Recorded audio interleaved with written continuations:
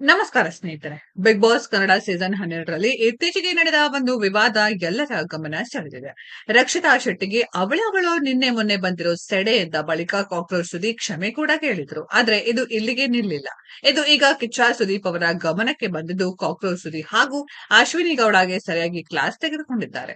ಹೌದು, big boss ಮನೆಯಲ್ಲಿರುವ ಕೆಲ ಸ್ಪರ್ಧಿಗಳು ರಕ್ಷಿತಾ ಶೆಟ್ಟಿಯನ್ನ ಪರ್ಸನಲ್ ಆಗಿ ಟಾರ್ಗೆಟ್ ಮಾಡ್ತಿರೋದು ಕ್ಲೀನ್ ಆಗಿ ಕಾಣಿಸ್ತಿದೆ. ಕಾರ್ಟೂನ್ ಎಂದು ರಕ್ಷಿತಾ ಶೆಟ್ಟಿಗೆ ಪದ ಬಳಕೆ ಮಾಡಿದ್ದಕ್ಕೆ ಕಳೆದ ವಾರ ಅಶ್ವಿನಿ ಗೌಡಗೆ ಕ್ಲಾಸ್ ತೆಗೆದುಕೊಂಡಿದ್ದರು ಕಿಚ್ಚ ಸುದೀಪ್.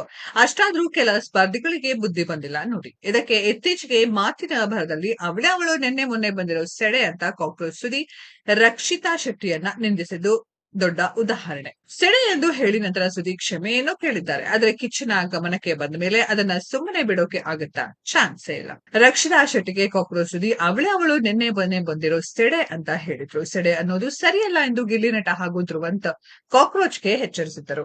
ಪರಿಣಾಮ ರಕ್ಷಿತಾ ಶೆಟ್ಟಿ ಬಳಿ ಕಾಕ್ರೋಚ್ ಸುದೀಪ್ ಕ್ಷಮೆ ಕೂಡ ಕೇಳಿದ್ರು. ಆದ್ರೆ ರಕ್ಷಿತಾಗೆ ಸುದೀಪ್ ಈ ರೀತಿ ಹೇಳಿದ್ದು ತಪ್ಪು. ಕಿಚ್ಚನ ಪಂಚಾಯಿತಿಯಲ್ಲಿ ಈ ಬಗ್ಗೆ ಚರ್ಚೆ ಆಗ್ಲೇಬೇಕು ಅಂತ ವೀಕ್ಷಕರು ಸೋಷಿಯಲ್ ಮೀಡಿಯಾದಲ್ಲಿ ಕಾಮೆಂಟ್ ಗಳ ಮಳೆ ಸುರಿಸಿದ್ರು. ಅಂತೆಯೇ ಕಿಚ್ಚ ಈ ಬಗ್ಗೆ ಮಾತನಾಡಿದ್ದಾರೆ.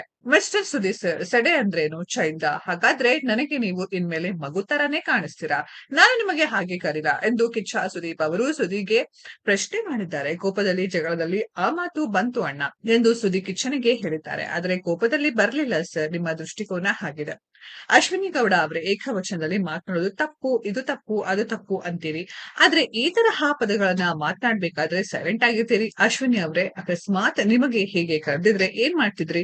ಇನ್ನು ಚಿಕ್ಕವರಾಗೋಕೆ ಹೋಗ್ಬೇಡಿ ಎಂದು ಕಿಚ್ಚ ಸುದೀಪ್ ಅವರು ಅಶ್ವಿನಿ ಗೌಡ ಹಾಗೂ ಕಾಕ್ರೋಚ್ಗೆ ನೇರ ಪ್ರಶ್ನೆ ಮಾಡಿದ್ದಾರೆ.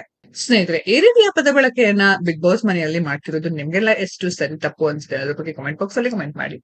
ಈ ವಿಡಿಯೋ ಇಷ್ಟ ಆಗಿದ್ರೆ ಲೈಕ್ ಮಾಡಿ, ಶೇರ್ ಮಾಡಿ, ಚಾನೆಲ್ ನ ಸಬ್ಸ್ಕ್ರೈಬ್ ಮಾಡಿ, ಪಕ್ಕದಲ್ಲಿ ಇರೋ ಬೆಲ್ ಐಕಾನ್ ನ ಹಿಟ್ ಮಾಡಿ.